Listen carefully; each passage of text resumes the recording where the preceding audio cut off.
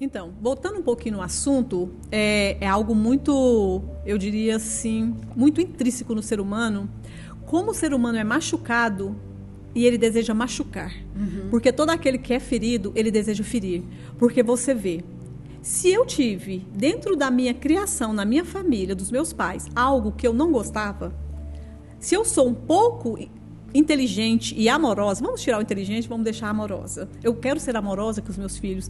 Então, se para mim não foi bom, eu não gostaria de repetir isso com os meus filhos.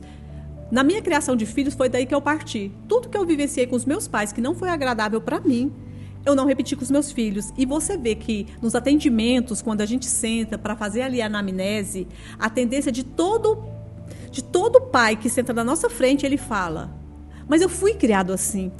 Aí quando eu pergunto para ele: mas você gostava de ser tratado assim? Não, esses eram meus grandes conflitos com o meu pai ou com a minha mãe. Aí eu pergunto: se você não gosta de uma comida e você pagou caro por ela, quando você voltar nesse mesmo restaurante, se você voltar nesse mesmo restaurante, porque muitas vezes a gente nem volta. Ou quando você comprou uma roupa que foi muito cara e o corte não era tão bom e não caiu tão bem, às vezes você nem volta. Mas às vezes, porque você quis muito ter aquilo, porque a sociedade dita que isso é bom ou isso é ruim, você volta. Mas você jamais pedirá o mesmo prato ou comprará a mesma roupa. E o ser humano ele tem a tendência de repetir. E aí, nesse momento, a gente já começa a abranger um pouco, expandir um pouco a consciência para a pessoa compreender que se você não gostou daquilo, não é bom que você faça. E dentro do processamento, é muito interessante a gente ver como a inversão de valores é o que está meio que destruindo o relacionamento entre pais e filhos. Primeiro, destrói os relacionamentos entre casais, porque hoje praticamente 80% dos adolescentes têm pais separados, uma vida muito corrida, e às vezes eles ficam uma semana sem encontrar com os pais, porque quando ele chega, o pai está lá para a rua. Quando ele acorda para ir para a aula, o pai ainda não chegou.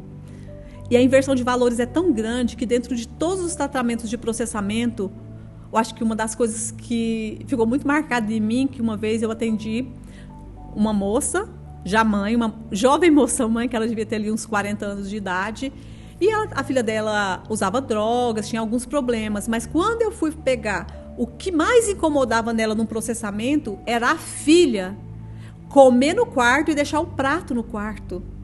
Aí você testifica a inversão total. Por quê?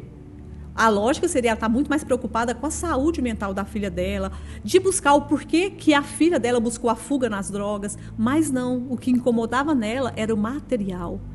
Era a casa, não era nem a casa, era o quarto dela bagunçado. Aí você pensa, se um prato é mais importante que uma saúde mental, como é que é o relacionamento dessa mãe com essa filha?